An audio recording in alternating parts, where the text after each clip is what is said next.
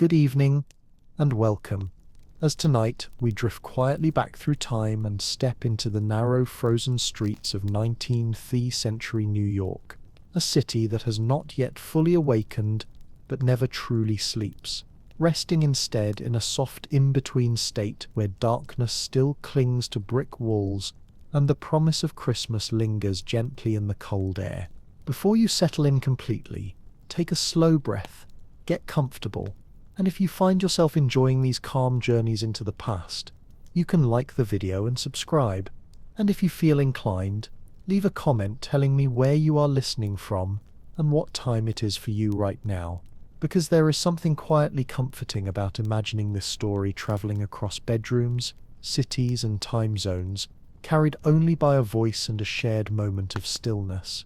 Now dim the lights, let your shoulders relax, and imagine that you are standing on a narrow New York street sometime in the early 1800s, where the cobblestones beneath your feet are slick with last night's frost, and the cold air brushes your cheeks just sharply enough to make you aware of every breath you take. It is still dark enough that the city feels half asleep, and nearby a gas lamp hisses softly, its yellow light flickering and trembling in the cold, casting long, uneven shadows that stretch across brick walls worn smooth by decades of passing lives. Your breath rises in pale clouds as you walk, and each step echoes quietly, softened by the stillness of the early hour.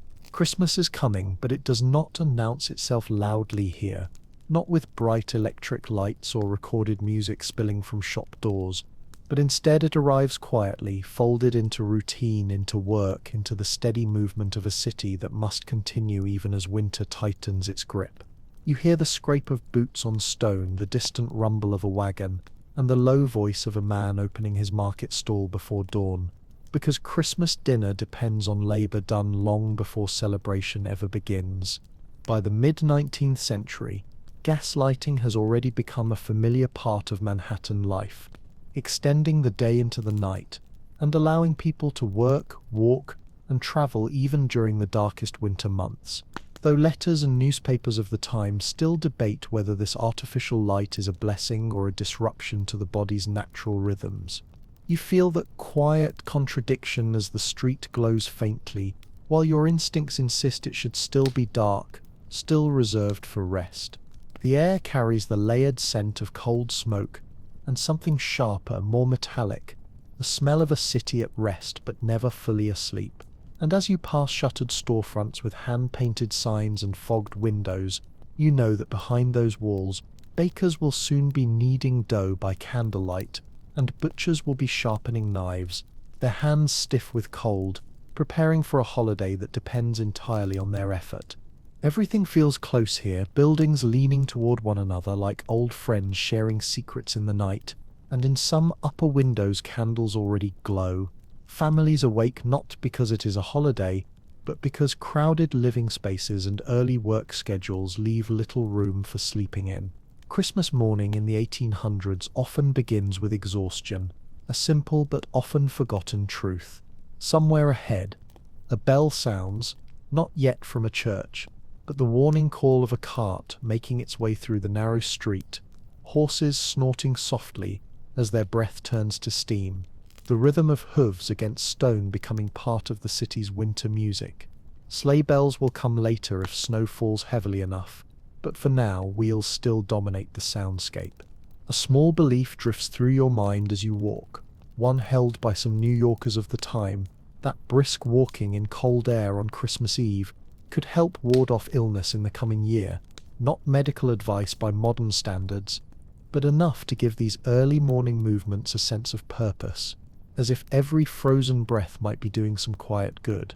Near a doorway, you notice a small group of children huddled together, one rubbing his hands for warmth, another stamping her feet against the stone. Newsboys who often sleep wherever they can, and who receive no holiday from survival, even on Christmas. Reformers of the era argue endlessly over whether such visible poverty should be met with compassion or discipline, a debate historians still wrestle with today. As the sky lightens just enough to reveal the grime embedded in the snow piled along the street edges, you see how quickly New York snow loses its purity, absorbing ash, mud, and the traces of horses, turning into grey slush that crunches beneath your boots, a reminder that Christmas here is not the postcard version but something far more grounded and real. Turning a corner, you catch the faint scent of pine as a cart loaded with evergreen branches creaks toward the market. Christmas trees still a relatively new tradition, brought largely by German immigrants, and viewed by some as charming and by others as foreign or unnecessary. The city still negotiating what Christmas is meant to be. Ahead, a church rises quietly, its doors still closed, waiting.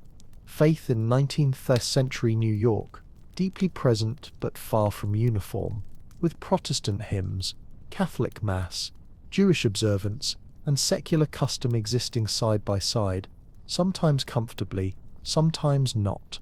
The cold settles deeper into your shoulders as you adjust your collar and continue walking, because Christmas in this city is not about stopping everything, but about carrying on with small adjustments and quiet hopes layered gently over daily life. And this is where Christmas truly begins, in 1800s New York, not with music or gifts, but with footsteps on frozen stone and a city preparing itself for a day that will mean something different to everyone who lives within it. You drift forward with the city as it fully commits to waking, the sky shifting from deep blue to a pale winter grey, and the streets beginning to fill with the soft friction of movement as wooden carts line the edges of small squares and wider roads, their wheels wedged into place with stones, canvas awnings flapping gently in the cold breeze like tired flags.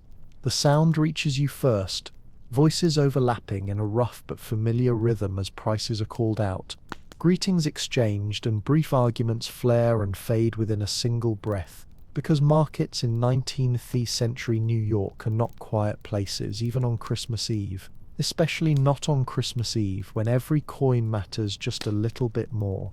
The smell is unmistakable as you walk among the stalls, sharp fish laid out on beds of melting ice, releasing a briny scent that cuts through the cold, barrels of apples and onions adding sweetness and bite, and somewhere nearby the bright citrus fragrance of a freshly peeled orange, briefly transforming the air, a small luxury in this time and place, one that many families will remember long after the fruit itself is gone.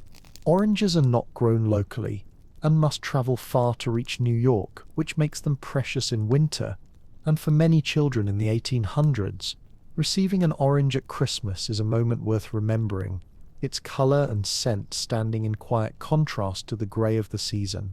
Women move carefully through the crowd with baskets held close, counting coins inside their gloves, while men negotiate loudly, knowing that confidence can matter as much as currency, and children weave between adults. Sent on errands they take very seriously, their faces set with concentration, as they navigate the slippery ground where fish scales, crushed leaves, and frost mix into a shining film beneath their boots. At one stall, bundles of evergreen branches are tied neatly with twine, not only for decoration but for belief, because many households hang pine over doorways or windows, trusting that its scent helps keep illness away, a tradition passed down not through instruction but habit, carried forward because it feels right, and you breathe it in anyway, letting the sharp green smell convince you, just for a moment, that something clean and hopeful is happening. Nearby, a butcher lifts a heavy cleaver, its blade catching the weak morning light, and you think about how Christmas meals vary wildly by class in this city, with wealthier families planning roasts and pies, while working families might manage a small cut of meat or none at all, a contrast that scholars still debate, some arguing these markets represent abundance, others seeing them as mirrors of inequality more than celebration. You pause at a candle stall where thick tallow candles sit beside slimmer beeswax ones, the price difference obvious, and the choice meaningful, because tallow burns with a stronger smell while beeswax offers cleaner, brighter light, making even illumination a reflection of social standing in this era. A woman nearby fingers a piece of deep red fabric, dyed carefully for the season, because while new clothing is rare, small touches matter, a ribbon, a scarf, a freshly mended coat, offering dignity and care, and tailors work late into Christmas Eve repairing garments so people can present themselves well for church or family visits. As you move through the market, you overhear fragments of conversation in German, Irish accents, bits of Italian and Yiddish, all blending into a city soundtrack already deeply multicultural. Christmas meaning something slightly different to each group, yet the market becoming shared ground where these differences exist side by side. Some vendors sell small printed verses or cards, early hints of the Christmas cards yet to come, made possible by advances in printing that allow sentiment to travel cheaply and widely, and people are eager to exchange words they can hold, something solid to mark the season. You stop briefly near a barrel fire tended by a market worker, its heat uneven but welcome as he stirs the embers with a stick and nods at you. These fires, unofficial yet tolerated, especially in winter when necessity often outweighs regulation. Snow begins to fall again, lightly at first, softening the sound of footsteps and settling gently on crates and hats.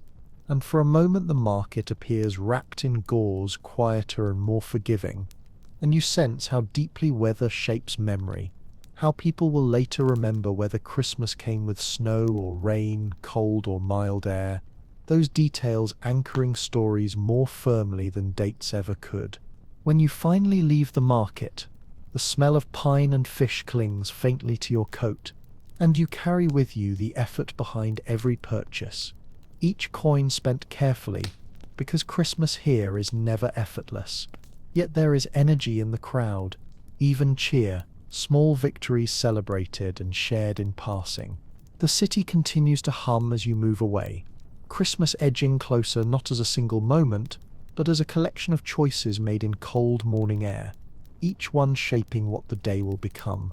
You follow the flow of people into narrower streets, where church buildings rise quietly between shops and homes, the sound changing as you approach, footsteps softening, voices lowering, even the horses seeming to slow, as if sensing a shift in purpose, because Christmas in 19th century New York gathers itself around faith, though never in one uniform way.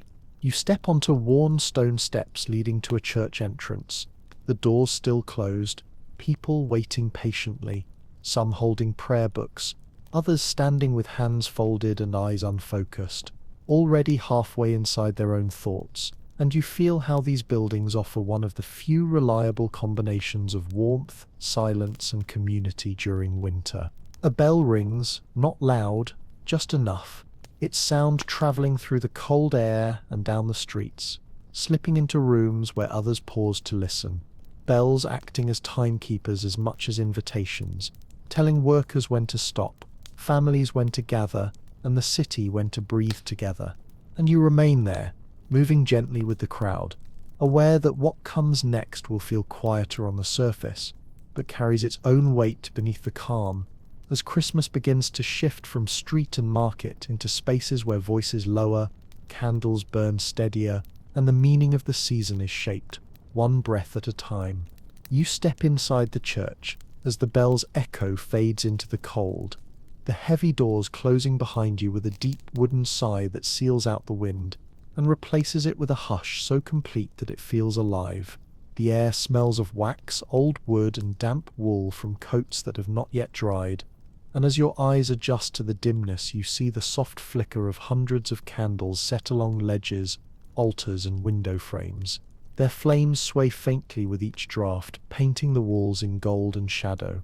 People move slowly here, their breath still visible, their footsteps careful, almost reverent, and you notice how the sound of fabric brushing against pews replaces the chaos of the market outside. Some coats are mended many times over, others newer and freshly pressed. And this quiet visual difference tells a story that words do not. Christmas may be a moment of faith, but it does not erase class. The music begins softly, a hymn sung not by a professional choir, but by the congregation itself. Voices human and imperfect, some drifting off key, some cracking at the edges, yet together they create a sound that fills the wooden space completely. You feel it move through you, slow and steady, like warmth spreading through cold hands, Congregational singing was one of the few truly egalitarian acts of the time, everyone allowed to join, rich and poor alike, without ticket or permission. The words of the hymn are simple, old and familiar: patience, humility, endurance. These were the virtues praised most often in this century, especially during holidays when joy was meant to be measured, never indulgent, quiet enough to sound like restraint disguised as gratitude. The sermon that follows is slow and steady, the preacher's voice deep and calm, speaking not of miracles or spectacle, but of ordinary compassion, of charity practiced without display. You glance around the church and recognize faces you saw earlier in the market and on the streets. Bakers, children, women with baskets still half full, men whose hands bear the marks of work. For this brief hour, they sit side by side in warmth and silence. It's easy, from a distance in time, to romanticize this togetherness, to imagine it as pure unity. But contemporary reports from the period tell a more complicated truth. Even here, pews were sometimes arranged by status, donations, or ethnicity, and sermons were delivered in languages that could divide as easily as they could unite. Still, for this moment, everyone breathes the same candlelit air. The decorations are modest but meaningful. Evergreen boughs have been tucked along the pulpit and window frames, a tradition still relatively new in the 1800s, borrowed from German customs and slowly spreading through American churches. Some clergy resisted the idea, calling it vanity, while others embraced it as a sign of life enduring through winter. You watch the branches tremble slightly in the candlelight and wonder which side you would have taken. Near the aisle, a child shifts in his seat, whispering something to his mother, who lays a gentle hand on his shoulder without speaking. His boots dangle above the floor, too short to reach the ground, and his eyes wander over the flickering light, half in boredom, half in wonder. Families brought children to Christmas services not for comfort, but for formation, to teach them patience, stillness, and reverence through repetition and fatigue. A curious detail comes to mind, drawn from parish records of the era. In some congregations, families brought their own candles from home to add to the light during Christmas service, each flame a small personal contribution to the larger glow, both practical and symbolic. More light cost more money, so the act of sharing it evenly was both necessity and virtue. The sermon comes to a close with a calm that feels like snowfall, gentle, steady, settling on everyone at once. The preacher offers no grand finale, no booming declaration of salvation, only a quiet reminder that love is work and that charity must begin with endurance. The words linger like smoke long after his voice has stopped. When the service ends, people do not rush out. They linger, exchanging small nods, a few whispered greetings, brief confirmations of plans for later in the evening. Someone asks about a sick neighbor, another about a child's apprenticeship, and the church becomes, for a few minutes, less a place of worship and more a hub of quiet community news. Outside again, the bells ring fully now, stronger and more confident than before, rolling across rooftops and down narrow streets. The sound feels larger than the city, echoing from the harbour to the tenements, bouncing off brick and window glass, until it becomes part of the air itself. You step back into that cold air, following the crowd as it disperses, everyone carrying the service differently, some with visible comfort, some with the weary satisfaction of obligation fulfilled, others with thoughts already turning back to work or supper. Around you, life resumes. Carts creak, dogs bark, laughter erupts from a tavern doorway. The city's rhythm returns. And yet something faint has changed, an undercurrent of stillness beneath the noise, as though the bells have left behind a trace of silence that refuses to be fully drowned out. You carry that silence with you as you walk, feeling it settle somewhere deep in your chest. It is here, between the church's calm and the city's restless hum, that Christmas in 1800s New York truly takes shape, not as a pause in daily life, but as a rhythm woven gently into it, a fragile piece held steady by people who cannot afford to stop moving. And so you keep walking, following that rhythm, toward the part of the city where labor continues even as the candles burn low. You walk toward the waterfront, where the air grows thicker with smoke and salt, and the smell of the city changes once again, less of pine and pastry now, more of metal, coal and sweat. Here, Christmas Eve does not feel like a holiday. It feels like another day dressed up in pretense, another shift that must be worked because hunger waits for no calendar. The docks are restless, even under a sky turning the color of pewter, and the rhythm of labor beats steadily like a hidden drum. Men move between ships, unloading crates and barrels, their hands red and raw from cold, their breath forming heavy clouds that dissolve into the grey air. They grunt short greetings to one another, but do not stop working. Their pay depends on speed, and each minute spent talking is a minute lost. You hear the dull thud of rope against wood, the clatter of iron hooks, and the creak of frozen boards under boots. Somewhere a man coughs, hard, then returns to lifting as though his lungs were made of iron. For many dockworkers, factory hands and seamstresses, Christmas Eve in 19th century New York is not a day of rest. It is a day shortened, perhaps, but not spared. Diaries from the period tell of men who labored until dusk on December 24th, returning home to cold rooms and sleeping children, too tired to attend church, too proud to complain. Their wives worked just as long, mending clothes, boiling potatoes, tending to small fires that struggled against the winter wind creeping through the cracks of tenement walls. You pass a foundry yard where hammers strike metal, each spark a brief imitation of starlight. The clang and hiss echo between buildings, sharp and rhythmic, a kind of music that does not ask to be beautiful but insists on being heard. The workers here are mostly young men, some barely more than boys, their sleeves rolled up despite the cold, their skin flushed with heat from the furnaces. Someone has tied a sprig of green to a post near the door, perhaps a reminder, perhaps a joke, a small act of defiance against monotony. A few steps further, and you glimpse the open door of a textile workshop, where women sit shoulder to shoulder under lamplight, sewing, their heads bent in perfect rhythm, the air thick with thread dust. A young girl, no older than 14, hums softly as she works, and the sound threads itself through the clicking of needles and the hum of the machines. Her shawl is thin, her fingers pale, yet her voice doesn't waver. These women carry households on their backs, though few will ever be thanked for it. The moral reformers of the era write long essays about female virtue, about the sanctity of domestic labor. Yet most of these women spend Christmas surrounded not by children or husbands, but by fabric, needles, and the faint smell of oil. Outside, a group of men share a loaf of bread near a wagon fire, their laughter carrying over the street, low and rough but genuine.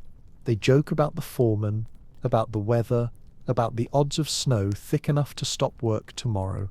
One man claims that laughter on Christmas Eve brings good fortune for the coming year. No one knows where the belief came from, but they laugh harder just in case. In times like these, laughter feels like both rebellion and prayer. Further down the street, a cart clatters past, loaded high with parcels wrapped in brown paper and string. These are not Christmas gifts in the way we think of them now. They are deliveries, bread from bakeries, coats from tailors, pamphlets from printers rushing to meet deadlines before the presses rest for a single day. Commerce hums steadily, refusing to sleep. The city, even on its holiest night, cannot stop moving. You stop beside a blacksmith shop where sparks fly in wild orange arcs against the dark. Horses wait outside, their hides steaming faintly, tails swishing in irritation. The blacksmith's hammer falls with the weight of ritual, shaping the metal as if the sound itself could hold back the cold. He does not look up as you pass, his focus absolute, but you can see that someone has draped a wreath made of pine over the doorway, its edges dusted with frost. It looks out of place, almost too fragile for this world of soot and iron. The tension in the air is subtle but real, a tug-of-war between moral reformers who insist that working on Christmas corrupts the soul and business owners who argue that survival leaves no room for sentiment. Newspapers of the time are filled with letters to editors debating the point, the ink barely dry before the next day's labor resumes. You peer through a window and see a man sitting at a desk, counting coins under lamplight, his pen scratching against a ledger. He pauses briefly, looks toward the window, catches your gaze for an instant, then turns back to his work. For merchants and shopkeepers, Christmas Eve means balancing profit with conscience. Close too early, and you lose a day's trade. Stay open too long, and you invite public scorn. Many compromise, locking their doors an hour sooner than usual, and convincing themselves that moderation is virtue. By late afternoon, the pace begins to slow at last. Factory whistles sound, not in celebration, but as signals that the shift has ended. Doors open, and men and women pour into the street, shoulders slumped, breath visible, faces pale but relieved. The day's work ends not with ceremony but with silence, the kind that comes after a long mechanical rhythm has stopped. You walk beside them as they make their way home. Some carry parcels, others empty hands, but all share the same small hope that behind their doors there will be warmth, food, or at least rest. Christmas in the 1800s is not a festival of abundance. It is a momentary easing of burden. The light outside has turned the colour of pewter, and snow begins to fall again, soft, steady, the kind that muffles sound. Candles will be lit soon in tenement windows, fires coaxed back to life, and the smell of bread and cabbage will rise once more through thin walls. The city exhales briefly, and you, walking with them, can feel that exhale in your chest, the collective sigh of thousands who have worked too long and slept too little, yet still find the strength to believe that tomorrow, if only for a day, the world might soften. The daylight thins until it fades entirely, and the lamps along the street glow to life one by one, each halo of gaslight pushing back just enough of the dark to reveal faces, hands, and the slow rhythm of movement. The city has changed again. The shouting of the market and the clanging of the docks have quieted, replaced by something gentler, almost hesitant. Christmas Eve in New York has shifted into its evening pulse, a time for returning, for gathering, for making do with what remains. You find yourself walking through narrow streets where the tenements stand shoulder to shoulder, their windows leaking faint light into the snow-dusted alleys. The snow that fell earlier has grown heavier now, covering the city in a pale hush, softening the outlines of carts and roofs, smoothing the sharp edges of the day. You can hear the muffled laughter of children somewhere ahead, echoing between the buildings like a memory caught on the wind. They appear from a doorway, 4 of them, maybe 5, bundled in layers of wool and patched coats, their gloves mismatched or missing altogether. They dart through the falling snow with an energy that seems to belong to another world entirely. A snowball flies, then another. Their laughter rises, breaking through the cold air in quick bursts. For a moment it feels as if they've forgotten the hunger waiting upstairs. The cold walls, the thin blankets. Out here, in the white silence of the street, everything feels simple, even free. Newsboys, bootblacks, errand runners, children who live more in the streets than in homes. On Christmas Eve they still work, but tonight their jobs slow down, and that pause feels like permission. One boy, his cap too big for his head, pretends to be the conductor of an invisible sleigh, shouting out orders to imaginary reindeer. The others follow, their shoes slapping against the slush, their laughter scattering like sparks. A small girl stands apart from them, near a lamppost, her cheeks red with cold. She doesn't laugh or run.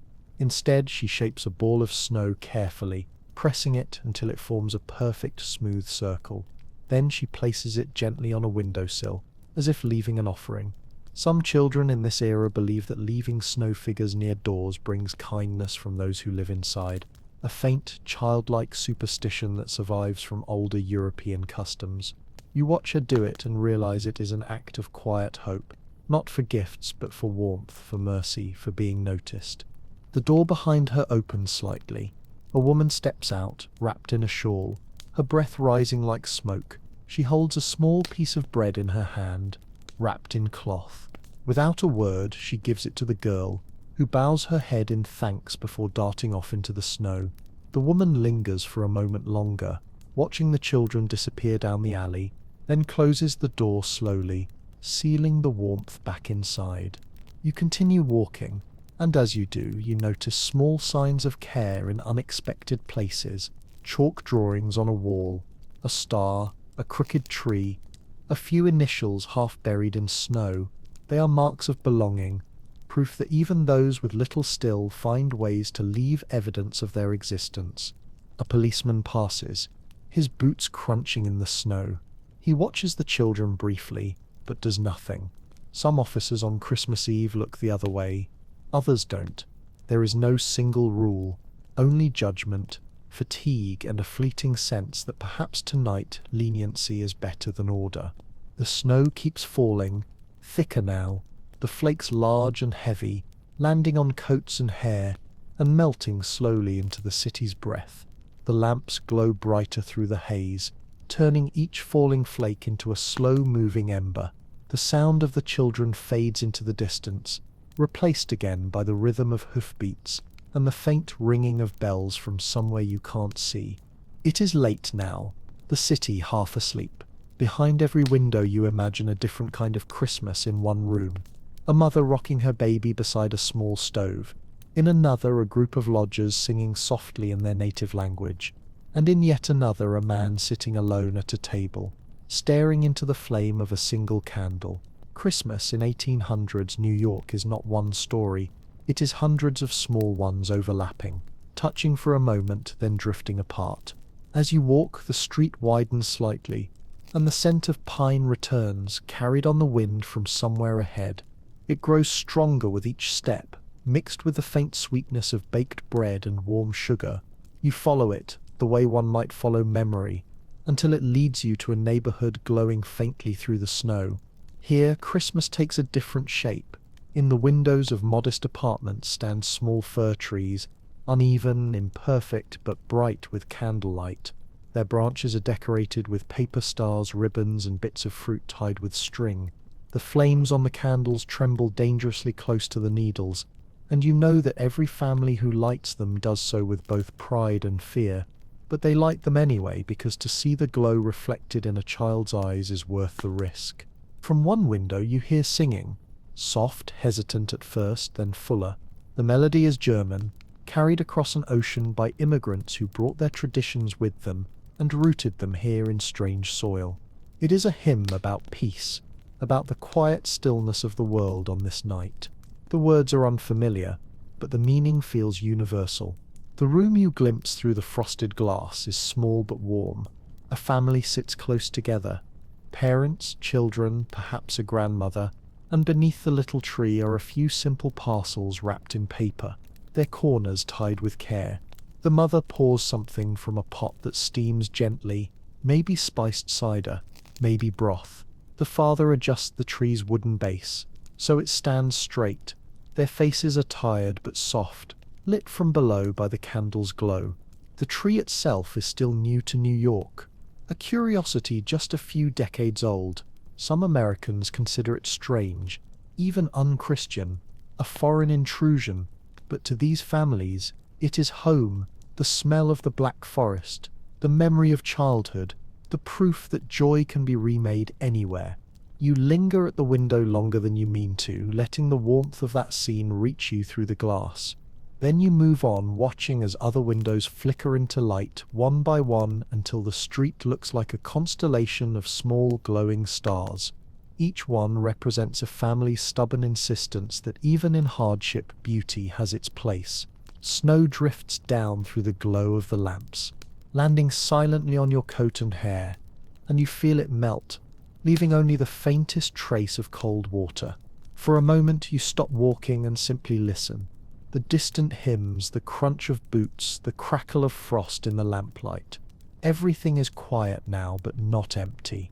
You follow the street until the sounds of singing fade behind you, and the air grows calmer, heavier with the hush that falls over a city once all its errands are done. Here the buildings are taller and more polished, their windows framed in carved stone rather than brick, and the glow spilling from inside is steadier, less flickering, as if even light behaves differently in these streets. This is where the idea of a respectable Christmas has begun to take hold. The kind written about in moral essays and serialized stories, the kind that tells people how a home should look, how a family should behave, how joy should be contained neatly within manners. You pass a row of brownstones, each one trimmed with modest evergreen wreaths and ribbons carefully tied in even loops. Through one open window you glimpse a parlor already arranged for the evening. The curtains are drawn halfway, but not entirely. It is considered polite to let neighbors see the faint suggestion of domestic warmth. Inside, the furniture gleams with polish, the table is cleared, and in the center of the room sits a small oil lamp beside a book with a ribbon marking a page. Reading aloud has become a favored pastime for these households. Stories chosen for their moral clarity, their gentle reinforcement of virtue. You step closer, the snow crunching softly under your boots, and you can almost hear the rhythm of the voice inside. A father, perhaps, reading slowly from a story about forgiveness or gratitude, while the children sit cross-legged at his feet, their eyelids heavy but their faces solemn, learning not only the words but the posture of listening. When the reading ends, silence is expected to let the lesson settle. The mother adjusts the lamp's wick, trimming the flame to keep it steady, and smooths the child's hair with the back of her hand. These gestures matter as much as the words, small confirmations of order and tenderness intertwined. The air smells faintly of pine and soap, and there is the low hiss of a kettle somewhere behind a door. On the mantel, a handful of cards are arranged, thin paper prints with snowy cottages and angels, images mass-produced by presses in London and Boston. They show an imagined winter far gentler than the one outside, but their presence on the mantel suggests aspiration more than deceit, a wish for calm, for beauty, for decency. In the corner of the room, a small boy shifts restlessly. Glancing at the clock, his mother catches the movement and smiles. He whispers something about morning, about the hope that a surprise might be waiting. The parents exchange a look that is both amused and tired. There will not be much. A toy carved from wood, perhaps, or a book of verses. But that small expectation is enough to hold the evening together. You notice something subtle in these homes, something that history books describe as the moral geometry of the middle class. The idea that peace and virtue could be built by arranging life carefully, by keeping everything in its proper place. Chairs straightened, tempers softened, voices lowered, emotions measured. The outward calm is meant to reflect inward grace. Whether it truly does is another matter. There is another knock at the door, a neighbor bringing a dish, or perhaps a letter. Hospitality is encouraged, but not in the raucous communal way of the tenements. Visits are brief, polite, restrained. Laughter must be moderate. Gratitude must be genuine but subdued. Christmas here is a quiet performance of civility, a way of proving that comfort can be orderly.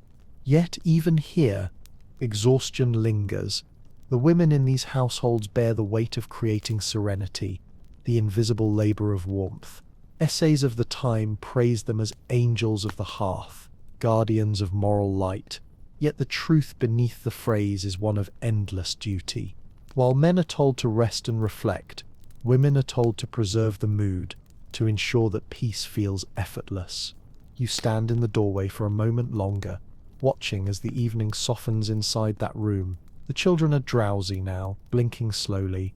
The father closes the book and sets it aside. The mother rises to draw the curtains fully closed. One candle remains burning, its reflection doubled in the glass, flickering against the dark.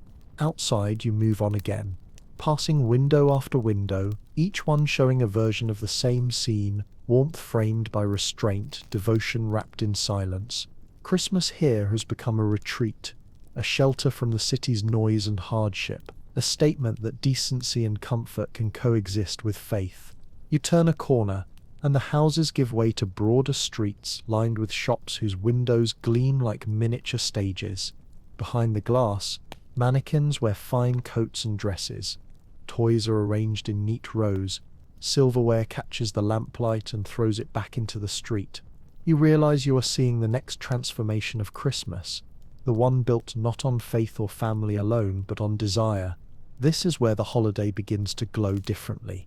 The market has followed you indoors, made beautiful and silent, transformed from necessity into dream. You slow your pace as the street opens wide before you, the snow now packed and glittering beneath the glow of hundreds of lamps. The noise of the crowd has changed again, not the sharp chatter of the morning markets, nor the laughter of children in the alleys, but something softer and more rhythmic. A sound shaped by wonder. People stand in clusters along the pavements, their faces tilted toward the glass. For the first time tonight, the light comes not from homes or churches, but from the great windows of the city's new department stores, tall and brilliant, turning the cold street into a corridor of gold. You step closer to one of these windows, drawn by the way it shimmers. Inside, behind spotless glass, a small world has been arranged with impossible care. Dolls in lace dresses posed beside miniature sleighs, tin soldiers frozen mid-march, trains that seem almost ready to move along painted tracks. Everything gleams as though time itself has paused to admire the display. A young clerk, visible just beyond the reflection, adjusts a ribbon, straightens a toy horse, and steps back to ensure every angle is perfect. It is part theatre, part advertisement, part quiet magic. The crowd outside is hushed, yet the energy feels electric. A child presses both hands to the window, leaving perfect prints in the condensation. His mother gently pulls him back, but doesn't scold him. Her eyes stay fixed on the scene too, her breath misting the glass beside his. In this moment, they share the same simple longing to believe that beauty can exist untouched. The idea of Christmas shopping is still new in 19th century New York. Not yet the frenzy it will become, but already you can sense how deeply it will take root. These windows are not just decoration. They are a promise, a mirror held up to the dreams of a growing middle class. They whisper that joy can be purchased, arranged and displayed. That generosity and possession can feel the same in the right light. You watch the passers-by, noticing how they linger. Some laugh quietly, pointing out prices to each other. Others stand without speaking, lost in the reflection of themselves mingled with the shining goods inside. The line between admiration and desire is thin, and the city has learned to walk it perfectly. Inside the stores, clerks move with brisk efficiency, their white aprons catching the lamplight. Bells ring softly each time the doors open. The smell of waxed wood and fresh cloth drifts into the street. You imagine the warmth inside, the hum of voices, the rustle of paper as gifts are wrapped in brown sheets tied with twine. To step through those doors would be to step into a new kind of Christmas, one measured in purchases and promises, in the quiet exchange of money for meaning. Not everyone approves. In newspapers and sermons of the time, some writers already warn that the holiday is changing, that it is drifting away from faith and family towards something hollow. But for many standing here in the cold, the glow behind the glass feels like hope itself, a dream made visible, even if only for a moment. You look up. Above the stores, the snow still falls in slow spirals, each flake catching the light before it lands. The buildings rise into shadow, their upper floors dark and quiet, the windows of the wealthy drawn shut against the night. Down here on the street, though, the world feels awake, shimmering, alive with possibility. A man beside you murmurs something about the future, about how the city will only grow brighter, louder, faster. You think he might be right. The seeds of the modern Christmas are already here in these windows, in the quiet gasp of wonder from a child, in the realization that light can sell as easily as faith. The crowd begins to thin as the hour grows late. Families drift home carrying their parcels carefully through the snow. The shop lights remain, burning steadily, reflected in puddles that look like scattered stars. You stand for a moment longer, watching as your own reflection merges with the glow inside the glass, and you understand what the city has created. A Christmas that never truly ends, because its light can be relit every year, whenever people need to believe that something beautiful is waiting behind the window. You keep walking as the city exhales into the slow hours between night and morning, when even the snow seems to hesitate before falling.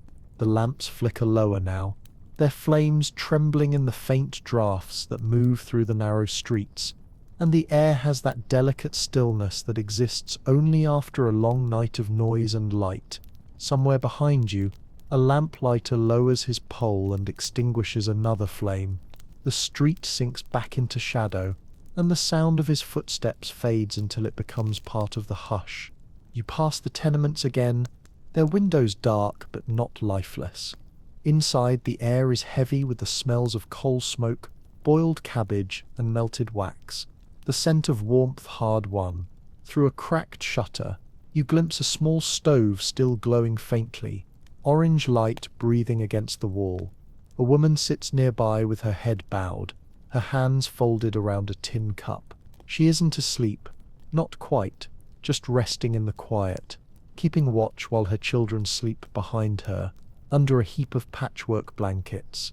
In the distance, a faint ringing drifts through the cold, not the full toll of church bells, just a single hesitant sound, like a reminder that morning will come whether anyone is ready or not. The city stirs beneath it. You can feel movement beginning again, the slow shifting of life beneath the blanket of snow. Someone opens a door, someone coughs, someone hums a tune they learned long ago. You notice how the sky at the edge of the river has begun to change, a pale grey dissolving into something lighter, though the sun itself is still hidden behind the roofs. The snow gleams faintly now, reflecting what little light there is. Horses shuffle near the docks, steam rising from their backs. A man with a lantern moves between the ships, checking ropes, muttering to himself. The air tastes of salt and smoke. The city has not yet woken, but it is no longer asleep. It hangs in that thin space between exhaustion and renewal. The moment when the world feels both used and untouched, when every window could hold a secret and every alley could tell a story. Somewhere behind a shutter, a kettle begins to boil. Somewhere else, a match strikes, a fire catches, a room brightens. You walk past them all, following no particular direction, just letting the city carry you the way water carries driftwood. The sound of your steps joins the soft rhythm of others waking slowly, quietly, without rush. The air is full of small beginnings, the kind that no one notices but that matter all the same. And as you move through the streets, you realize that Christmas here isn't over. It isn't even fully begun. It stretches through the night and into the pale morning, finding its shape in every doorway, every window, every small act of endurance that keeps the city alive. Somewhere ahead, the bells will ring again, and New York will open its eyes. But for now, in this half-light between sleep and day, the story still belongs to the night. The sky grows gradually lighter, though the sun itself remains hidden behind low clouds. The light filtered and uncertain, turning the city into a soft landscape of grey and gold. You walk along streets still muffled by snow, and the first movements of morning begin to stir around you. Doors creaking open, boots scraping against steps, the distant rumble of a cart pulled from its overnight rest. The city is waking slowly, cautiously, as if unsure how much of the night it should let go of. From an upstairs window comes the faint sound of a woman's voice, humming to herself as she stirs something in a pot. The melody isn't a carol, but it carries the same rhythm, the same steady kindness. Beneath her window, two children in wool coats sweep a small patch of sidewalk clear of snow, their breath rising in pale clouds. The broom bristles scrape against the stone, and one of them laughs at something the other says, the sound echoing against the walls until it fades into the cold air. Down the street, a man opens his bakery door, releasing a wave of warm air that carries the scent of yeast and flour into the frozen morning. He pauses for a moment to watch it curl upward like a ghost, then begins setting loaves onto the window ledge, each one golden and still steaming. Bread on Christmas morning, simple, plain, miraculous. Within minutes, a small line forms at the door, women with baskets, boys with pockets full of coins, a single old man with a wool cap pulled low over his ears. Nobody speaks loudly. The sound of hunger and gratitude doesn't need words. You continue walking, your feet crunching through the thin layer of fresh snow that has fallen since the night. The city looks changed, not new, exactly, but softened. The sharpness of work and worry has dulled for a few hours, and even the air feels gentler, as if aware that this day must be allowed to begin more slowly than most. At the edge of a square, a small group has gathered near a fire barrel, their hands outstretched toward the flames. A policeman, a dock worker, a young woman with a basket, an elderly couple, strangers sharing the same warmth. Someone has brought a tin of coffee, its bitter scent mixing with the wood smoke. They pass the cup between them, and when it reaches the old woman's hands, she murmurs something that makes the others smile. The city, for this moment, feels like a single breath shared between them all. A few blocks away, the bells begin again, this time not for worship but for rhythm, marking the first true hour of Christmas morning. The sound moves through the streets like water, echoing off walls and across rooftops, finding its way into windows and stairwells. People pause when they hear it. Some bow their heads. Others simply stand still for a heartbeat, listening. The light is stronger now. Gold cutting through the grey, smoke rises in hundreds of narrow plumes from chimneys, blending into a pale sky. From somewhere nearby comes the sound of a fiddle, a thin, bright melody played without haste. A man stands in an open doorway, the instrument tucked under his chin, bow moving slowly across the strings. Children stop to watch, their faces tilted upward, and for a moment music replaces the cold entirely. Everywhere you look, small scenes unfold like pages of a book turning themselves. A woman hangs laundry between windows, the sheets freezing stiff in the air. A cat leaps from a step to chase a curl of snow drifting across the ground. Two boys roll a barrel down the street, their laughter bouncing between the walls. None of it feels extraordinary, yet together it becomes a kind of harmony, the city composing itself in real time. As you walk, you begin to notice how different the faces look this morning. The lines of exhaustion are still there, but softened by something quieter, relief perhaps, or the fragile kind of joy that comes only after surviving another year. No one calls it gratitude, but that's what it is. Gratitude in motion. You turn a corner and see the East River ahead, the water dull silver under the pale light. A few ships sit anchored close to shore, their masts wrapped in frost, and beyond them, faintly visible through the haze, the open sky begins to blush with a shy warmth that promises more day than night. It isn't grand, it isn't triumphant, it's simply the way the world renews itself quietly, one detail at a time. And as you stand there, watching the city stretch awake beneath the first light of Christmas morning, you can feel that the story is not over, that the day will keep unfolding, revealing new shapes of kindness and noise, warmth and cold, faith and fatigue, all woven together into the long heartbeat of a living city that will not rest, even on its most sacred day. The morning strengthens, and with it the pace of the streets begins to thicken, the slow pulse of the city returning to its full rhythm. The frost still lingers on the window panes, but the hum of life grows louder with each passing minute. Doors open, smoke drifts upward from stovepipes, horses begin to stamp impatiently at corners, shaking sleigh bells that jingle like distant laughter. You follow a narrow street that bends toward the market, now half transformed by the holiday. The same stalls that yesterday sold onions, candles, and coal are open again, but the mood has changed. A woman lays out ribbons and hand-sewn gloves instead of bread. A boy with rosy cheeks calls out prices for paper stars and sprigs of holly, his voice breaking between childhood and work. The air is cold enough to sting, yet everything smells faintly sweet. Cinnamon from a nearby bakery, oranges from a cart pushed by a man humming under his breath. It is Christmas, but the city does not stop. A shoemaker works behind a fogged window, tapping nails gently into leather soles. A washerwoman leans from a second-story window to shake out a cloth, her arms bare despite the cold.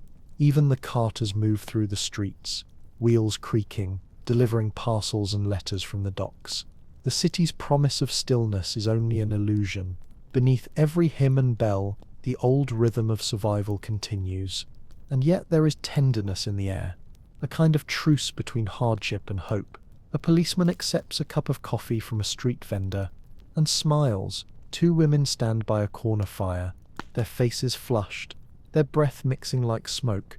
In an alleyway, a group of children sit together sharing a single loaf, laughing as they peel away the crust to find raisins hidden inside. They do not call it celebration. It is simply what they have, and it is enough. You pause at the edge of a small churchyard where a handful of people gather under bare trees. They are not attending a service, just standing, quietly talking, some exchanging envelopes, others carrying baskets filled with candles or bread. One man leaves a bundle near the steps, wrapped in cloth. He doesn't wait for thanks. Acts of generosity here rarely announce themselves. They move quietly through the city, invisible to everyone except the receiver. From the distance comes a faint chorus of voices, women singing softly as they walk, the notes carrying unevenly through the cold. The words are half lost to the wind, but the melody lingers, gentle and human. It's not for performance, not for anyone's ears in particular. It's a habit, a comfort against silence. The sound travels over roofs, slips down alleys, and reaches you like a thread of warmth. The sun begins its slow climb, weak but steady. It glints on the ice that rims the curbs, on the brass buttons of a soldier walking past, on the window glass where condensation curls like smoke. The light changes the color of the snow. It no longer looks grey, but faintly blue, as if the whole city were breathing in time with the sky. You walk past a butcher's shop, its window fogged, a wreath of pine hung crookedly on the door. Inside, the man wipes his hands and hands a parcel of meat to a customer wrapped in a shawl. Their exchange is quiet, almost reverent. Food is not merely sustenance today, it is an offering, a small victory over cold and scarcity. Near the harbour, children crowd around a man selling roasted chestnuts, their small fingers reaching eagerly for the paper cones filled with steam. The man laughs, his beard dusted with ash, his breath rising in the air.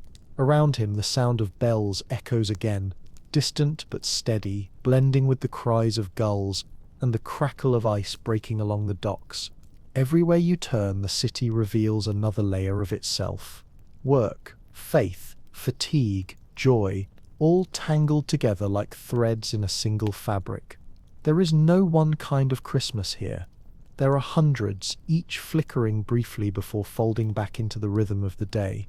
You stop for a moment near a bridge, where the river glints beneath a thin veil of mist. Across the water, smoke curls upward from the factories, and beyond that, faint and shimmering, the sun finally appears, a pale disk that does not warm but does illuminate. It catches on the frost and turns every flake into a momentary spark. The city gleams under that fragile light, and for a brief second you can see it as it is, worn, restless, imperfect, yet alive. A place where hope survives not in grand gestures, but in the quiet persistence of ordinary people continuing their day. And as you stand there, the morning still unfolding around you, you sense that Christmas in New York will keep moving long after the bells stop ringing, that it exists not as a single moment, but as a slow, ongoing act of endurance, carried in every footstep, every breath, every shared warmth that keeps the cold from settling too deeply. By midday, the grey light has deepened into something soft and luminous, the kind of winter glow that flattens shadows and makes the entire city appear as if it has been painted in watercolours, pale gold, silver, and the faintest blue. The snow on the rooftops gleams like powder, smoke drifting upward in thin ribbons that curl and vanish into the pale sky. The cold has sharpened, biting at the edges of every exposed hand, but people still move through the streets, unhurried now, their faces softened by the rhythm of a day that no longer belongs to work alone. You cross into a quieter district where the houses are larger and the windows wider. Inside, families have gathered around dining tables, their laughter muffled by walls but still carrying faintly through the glass. You can almost smell the warmth, the mixture of roasted meat, candle wax, and the faint spice of mulled cider. The rooms glow with firelight and low conversation. Children sit on polished floors surrounded by ribbons and scraps of paper, showing each other their gifts with careful pride. The toys are simple: cloth dolls, wooden puzzles, small tin trains, but their value lies in being noticed, in being chosen. In one parlor, a piano hums softly beneath the sound of conversation. A young woman plays a carol in a slow, deliberate rhythm, her gloved fingers careful on the keys. Her mother sits nearby, mending a torn cuff, and her father reads the newspaper aloud between bites of pudding. Outside, the windows steam over with the heat from the hearth, and the scene inside becomes a blur of color, shapes, shadows, and golden light moving like reflections in water. A few streets away, in a modest boarding house, lodgers have gathered around a single shared table. The candles are short and uneven, and the bread is already half gone, but they eat together anyway, laughing between mouthfuls. Someone has produced a bottle of cheap wine, and the cork pops weakly, followed by applause. They toast to next year, to steady work, to mild weather, things that seem both ordinary and unreachable. A man with a coarse beard begins to tell a story about his first winter in the city, and though his accent is thick and the details ramble, everyone leans forward to listen. Even the poorest streets have changed their mood. In the tenements, mothers open their windows for a moment to let in the crisp air, their faces illuminated by small, flickering flames from coal stoves. The sound of laughter trickles out, and for once it doesn't echo like survival. It sounds like music. Someone hums an Irish song, another answers with a snatch of a German hymn. The languages collide, overlap, and blend into something new, something that sounds for a heartbeat, like the city inventing its own kind of joy. On a nearby corner, a group of newsboys gather around a crate turned into a makeshift table. One of them has somehow found a handful of sweets, and they take turns passing them around, savoring each piece slowly, pretending it's a feast. They tell stories to each other, about snowball fights, about lost shoes, about the things they'd buy if they ever made enough money. One boy claims he once saw a real Christmas tree inside a mansion window, so tall it touched the ceiling. The others doubt him, but they smile anyway. From the upper floors of a church nearby, bells begin again, soft, melodic, slower this time. The sound floats across the rooftops, turning the city into something almost reverent. The air itself seems to listen. You walk through it all, the sounds and smells blending around you, the sweet smoke of roasted chestnuts, the crackle of firewood, the laughter carried from behind closed doors. You begin to notice how the light shifts in the afternoon. It falls through the clouds at a low angle, striking the icy edges of windows and wagon wheels, scattering brilliance across the slush. It is fleeting, this light, but it transforms everything it touches. At the edge of a park, you find families walking together, bundled in layers, their boots sinking into the snow. A father pulls a small sled behind him while his daughter clutches a rag doll wrapped in a scarf. Nearby, a young couple walks arm in arm, sharing a single pair of gloves, each wearing one, their free hands clasped together. The city looks tender in this light, as if it too has been softened by affection. You stop for a moment to watch a group of carolers forming near a fountain frozen mid-splash. Their voices rise uncertainly at first, then stronger, the melody swelling against the wind. Passers-by pause to listen. A few join in. Someone drops a coin into a tin cup. The youngest singer, her nose red with cold, glances up at the falling snow and smiles. The afternoon stretches on, heavy with quiet beauty. The rhythm of the city has slowed to something that feels like a heartbeat, steady, alive, full of contradictions. Work and worship, hunger and celebration, noise and silence, all coexisting in the same frozen breath. And as you stand there listening to the songs dissolve into the distance, you realize that Christmas here is not a single day, nor even a single feeling. It's something that lingers between warmth and cold, between solitude and company, between the need to endure and the desire to dream. The snow begins again, finer now, floating down like ash. People lift their faces to it, smiling faintly before returning home. And you, still walking, Follow the falling snow through the golden light of the afternoon, knowing that somewhere ahead, as day turns to evening again, the story will keep unfolding, just as the city does, forever half awake, forever caught between exhaustion and wonder. The light begins to fade again, slowly, like a sigh leaving the body of the city. The afternoon dissolves into a pale twilight, the kind that seems to blur every edge and fold the world back into itself. Snow drifts sideways through the streets now, fine as dust, catching the last of the sunlight before disappearing into shadow. The noise of the day softens, the bells fall silent, the market stalls close one by one, and the steady crunch of boots on stone becomes the evening's quiet pulse. You follow a street that slopes downward toward the river. The air grows colder with every step, and the smell of smoke thickens. Lamps are being lit again. Those same lamps that glowed before dawn now tremble back to life, yellow halos shimmering through the frost. They flicker on in slow succession, stretching like a chain of small suns down the street, illuminating faces, signs, and windows glazed with ice.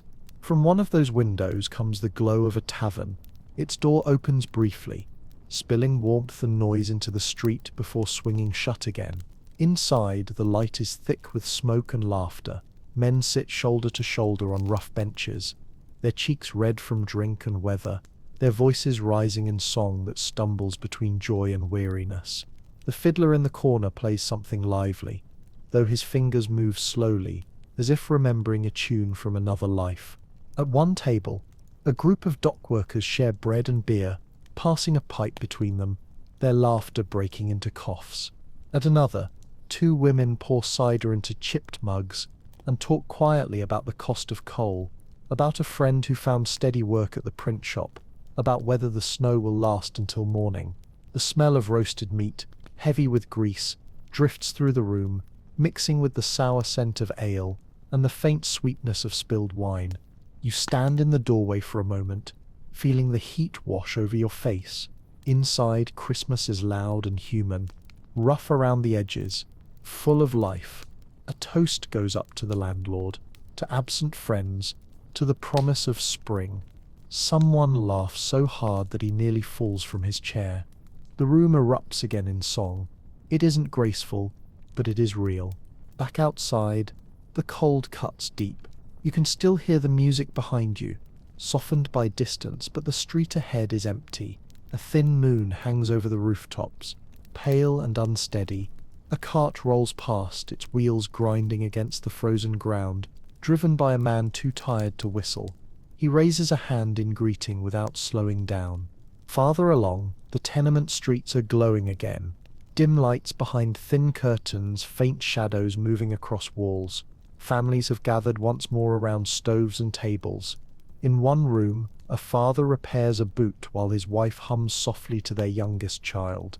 In another, a group of neighbors share a single pot of stew, their conversation gentle, unhurried. Someone knocks at the door to deliver a crust of bread. The exchange is brief but warm, words of thanks whispered like prayers. Upstairs, near a cracked window, two children lean out to watch the snow. They're wrapped in blankets, faces flushed with heat from the fire. One points toward the sky and insists he can see angels drifting between the flakes. The other shakes his head but looks anyway. Their breath fogs the glass.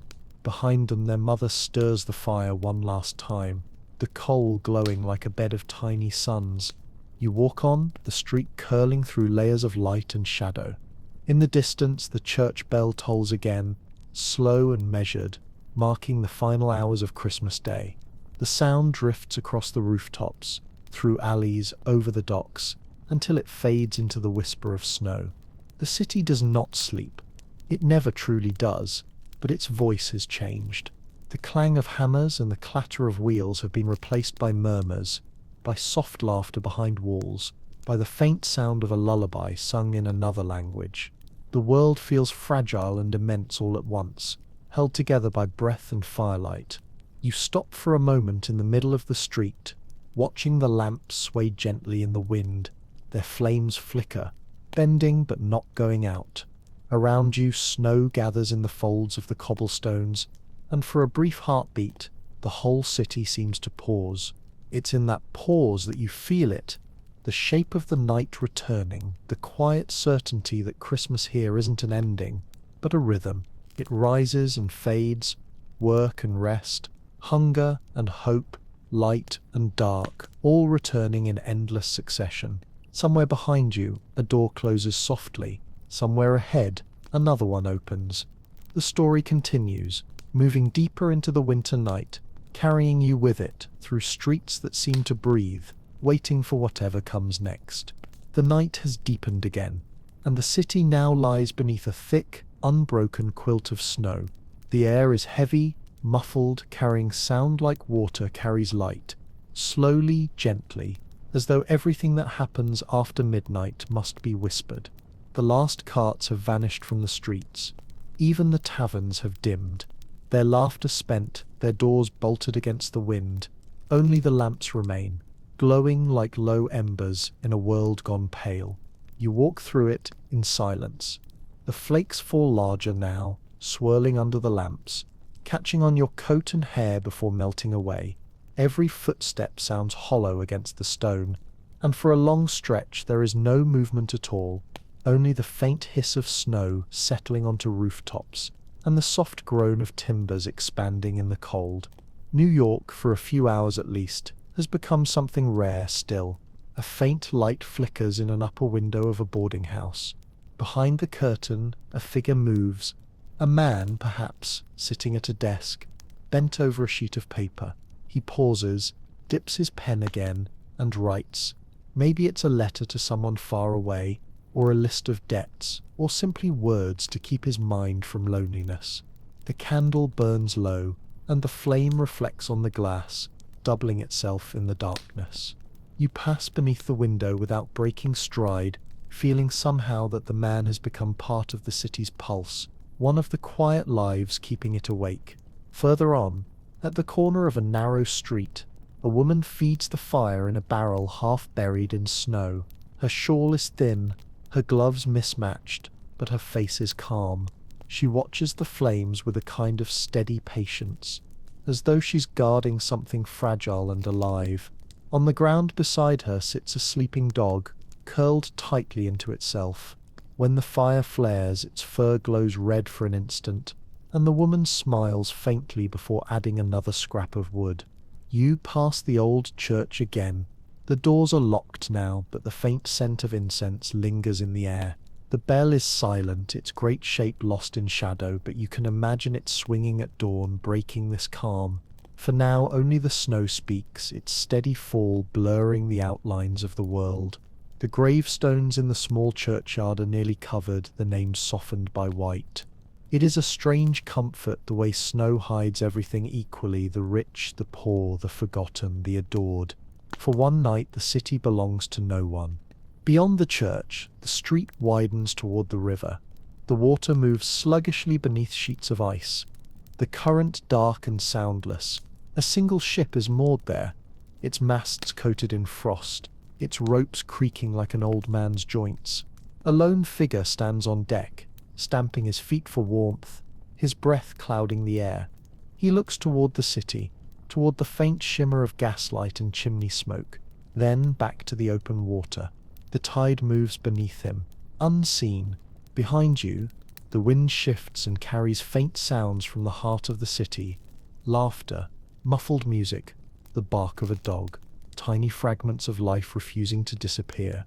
You realize that even at its quietest, New York never truly sleeps. It turns over in its slumber, dreams aloud, and then stills again.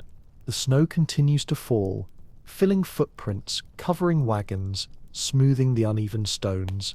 The lamps burn lower, halos shrinking until they look like distant stars caught close to the ground. The air has turned sharper, almost metallic, the kind of cold that bites the lungs and cleans the mind. Every breath you take feels like it belongs equally to the living and the ghosts of those who once walked these same streets. And as you move deeper into the night, you begin to sense the city breathing again, a slow, hidden rhythm under the hush. Behind shuttered windows, stoves hum, fires crackle, people shift in sleep. Somewhere, A baby cries. Somewhere else, a couple murmurs in half-dreaming voices. The world is reduced to these small invisible sounds, each one holding the same fragile warmth. You stop for a moment beneath an old iron lamppost, its glass rimmed with ice. The snow falls thicker now, drifting around you like smoke, and for a long time you don't move. You simply stand there, feeling the quiet wrap around you, the kind of quiet that doesn't ask for peace, but offers it anyway. Far away, over the frozen rooftops, the first pale shimmer of dawn begins to show, faint and uncertain, painting the horizon with a color that might be silver or might be hope. The city will wake soon, factories, markets, carriages and noise, but for now it belongs to this fragile hour, to snow and shadow and the hum of sleeping lives. You take another slow step forward, the sound swallowed instantly by the snow, and keep walking into the pale light that promises another day. The first edge of dawn bleeds softly into the skyline, faint and colorless at first, just a whisper of light behind the tall chimneys and rooftops, before it slowly expands, touching the frost-covered world with a shimmer that looks almost metallic. The snow that fell through the night is now settled in perfect stillness, an untouched sheet across streets, carts and roofs. The city holds its breath beneath it, caught between two worlds, the hushed grace of the night and the coming pulse of day. You walk through it as if through a dream that hasn't decided whether to end. The gas lamps, still burning, look ghostly now against the growing light. Their yellow glow seems weaker, humbled by the faint blue of morning. The sound of water dripping from gutters marks the shift, the slow surrender of ice to warmth. Each droplet falls with a rhythm that feels ancient, as if the city itself were waking heartbeat by heartbeat. From an alleyway comes the creak of a wooden door. A man steps out carrying a pail of ashes, his breath thick in the cold. He scatters them across the steps for traction, then pauses to stretch his back, gazing at the sky as though surprised to see another day begin. The air is brittle, full of smoke and frost, but he smiles faintly, the kind of smile that comes not from joy but from relief. Around the corner, a milk cart rattles into view, its wheels cutting the first lines into the snow. The horse snorts, steam curling from its nostrils, and the driver hums tunelessly under his breath. Windows creak open as he passes, hands reaching down to exchange coins for bottles, quiet voices greeting him by name. The same ritual, the same route, every morning, but today it feels almost holy. The baker's shop is alive again, heat pouring from its open door. You step close enough to feel the warmth radiating out, the smell of yeast and smoke blending with the cold air. Inside, loaves are stacked in neat rows, their crusts glistening. A young boy sweeps the floor, his movements clumsy with sleep. The baker hands him a roll, still warm, and the boy grins before biting into it, steam rising from the torn bread. Further along, the city begins to move in earnest. Street sweepers shovel snow into tidy piles, their voices carrying low across the empty blocks. A woman opens her shutters and shakes out a wool blanket, sending a small cascade of frost into the street. The morning light grows stronger now, touching the tops of chimneys, turning the snow from blue to gold. You pass a group of men gathered near the docks, their laughter low and rough, the sound of metal tools already echoing through the air. Even on the day after Christmas, the city's hunger cannot rest. Work waits, unbothered by holidays. Ships creak in the current, gulls cry above the ice. And yet, between these ordinary sounds, something else lingers, something lighter, unspoken. The night's quiet has left its mark. You can feel it in the way people speak to one another softly, without sharpness, in the way they pause for a moment longer before turning away. The city wears its fatigue like a kind of grace. A small boy runs past you, leaving footprints that stretch behind him in perfect pairs. He carries something bundled in cloth, perhaps a leftover loaf, perhaps a toy made of wood, and his laughter cuts through the air like sunlight through smoke. His mother calls after him, her voice gentle, and you realize that even in a place built on noise and motion, tenderness survives the morning. You reach a hill where the snow lies deep and untouched. From here you can see the city spread out below, the spires, the river, the curling smoke rising into pale gold light. The sound of bells drifts faintly across the distance, slow and deliberate, marking the new day. Their echo rolls through the streets and across the roofs like a promise kept. Christmas has passed, but its echo remains, folded into the rhythm of work and waking, woven through every motion of ordinary life. You can feel it in the air itself, in the breath of horses, in the crackle of chimney fire, in the heartbeat of the city resuming its ceaseless motion. The spell isn't broken, it has only changed shape. The quiet has become movement again, but softer, more deliberate, as if the city remembers for just a little while that light and warmth are not luxuries but choices. You keep walking as the day unfolds, the snow beginning to melt in tiny, glittering rivulets along the stones, the sounds of labor rising with the sun. The city wakes fully now, its breath heavy, alive, eternal, and ahead, somewhere beyond the haze of smoke and dawn, another story begins. By the time the sun has climbed above the rooftops, the city has shed most of its hush. The snow that blanketed the night is already beginning to change. Horse hooves have carved it into uneven furrows, cart wheels have left brown trails through it, and the first gusts of warmer air rising from chimneys have turned it damp and heavy. The light has grown bright enough to sting the eyes. Christmas has passed, but its traces remain scattered through the morning like half-remembered dreams. The streets hum again. Workers file back into foundries and workshops, their collars up, their hands shoved deep into their coats. Shopkeepers sweep doorways clear of slush and salt, pushing away the last fragile symbols of the holiday. The smell of coal smoke thickens, blending with the smell of bread and horse sweat, and the faint sweetness of pine from discarded wreaths left propped against lamp-posts. The world feels heavier now, more practical, yet still touched by something tender. You walk toward the river again, where barges and ferries are already loading goods. The men here speak little. Their movements are steady, efficient, the rhythm of survival resumed without complaint. But here and there you see signs of yesterday. Someone has pinned a bit of ribbon to a cap. Someone else hums a hymn under his breath, the tune drifting off into the wind before anyone can quite recognize it. These are the remnants of joy, folded quietly into duty. Along the side streets, children still play in the snow, their laughter sharp and high above the low murmur of the crowd. They chase each other around piles of melting slush, their boots soaked through, their cheeks glowing. A few carry scraps of ribbon or small gifts, wooden tops, tiny books, paper dolls, and hold them up proudly for anyone who looks. They have no sense yet of the day after, no awareness that celebration has already faded. To them it still lingers in every snowflake that hasn't melted. At a corner near the market, a group of women stand talking, their baskets hanging empty from their arms. They trade stories about the day before, who visited whom, what the children said, who managed a proper meal, and who had to stretch what little they had. Their voices are low and warm, carrying the weight of understanding rather than pity. Behind them, a chimney sweep passes, his face black with soot, humming something that might be a carol, or might simply be habit. The market itself has changed again. Yesterday's pine branches now lie in heaps near the curb, brittle and fragrant. Vendors call out prices for onions, candles, and soap, their voices competing with the clang of a nearby bell. The oranges that once seemed luxurious are gone.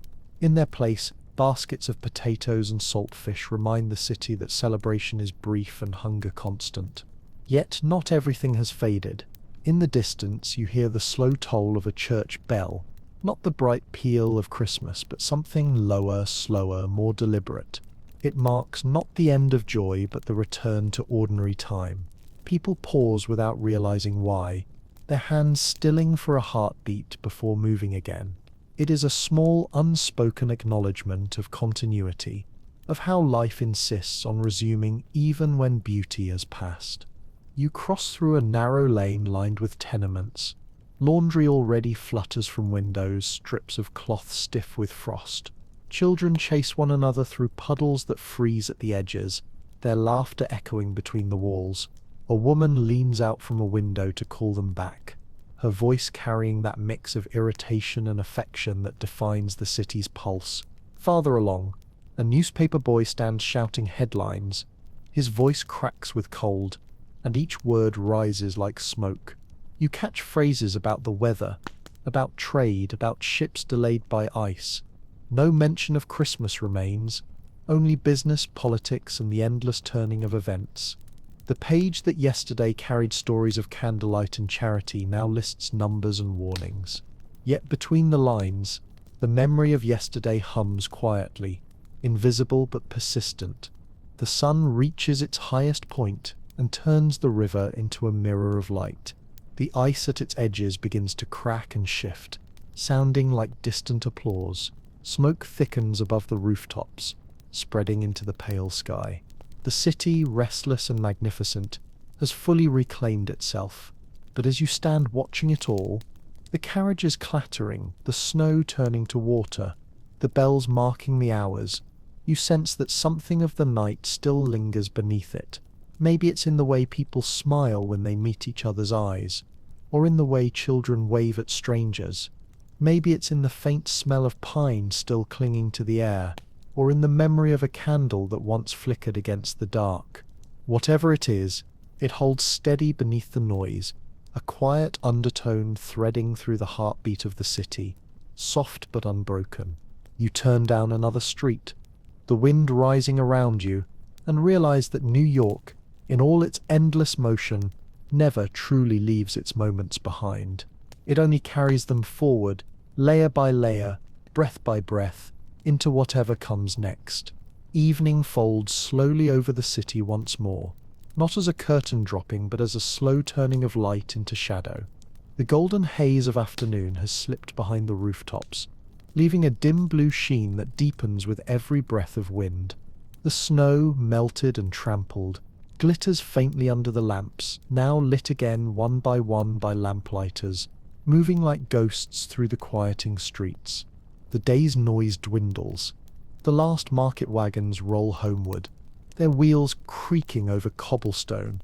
From open doors come smells of bread reheating, of coal fires rekindled, of suppers simple but sufficient. The voices that fill the air now are lower, gentler, the tones of fatigue softening into rest. You pass along a narrow alley, where the laundry from the morning still hangs stiff and frozen, snapping faintly in the wind.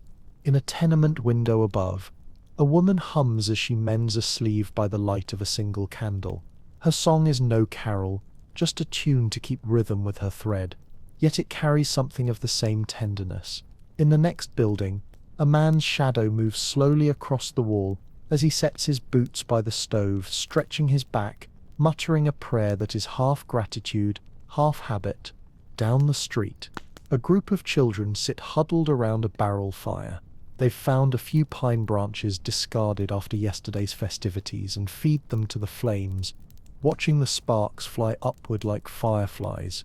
Their laughter is soft now, drowsy, the last echo of Christmas fading into warmth. You reach the river again, where the air is sharper and the wind bites at your face. The water reflects the city's lights in trembling streaks of gold and silver. A ship's bell rings faintly somewhere upstream, its tone mingling with the sound of ice shifting near the docks. The city feels infinite in this light, a web of breath and labor and memory stretching into the dark. Behind you, church bells toll one last time, slow, patient, unhurried. Their sound moves through the empty streets, over rooftops, through the narrow veins of the city, fading into the snow-filled distance. The lamplighter passes once more, his pole raised, extinguishing the first of the lamps. One by one they go out, leaving only the shimmer of the river and the faint glow of distant windows. The silence that follows is not absence, it's fullness, the kind that belongs only to cities that have lived through another day and found it worth keeping. You stand for a moment longer, watching the faint smoke rise from chimneys, listening to the deep hum of life settling into rest. All around you, the city exhales. Its pulse slows but never stops, and in that breath, the mingling of warmth and cold, noise and stillness. You feel the truth of it. Christmas in 19th century New York was never just a day of light, but a rhythm that survived the dark. It moved quietly through kitchens and markets, through churches and alleys, through songs half remembered and candles burned low, and it endures here still, hidden in every act of endurance and every small kindness that keeps a cold world alive. The last bell fades, the snow falls, and the city, wrapped again in its own gentle silence, dreams on.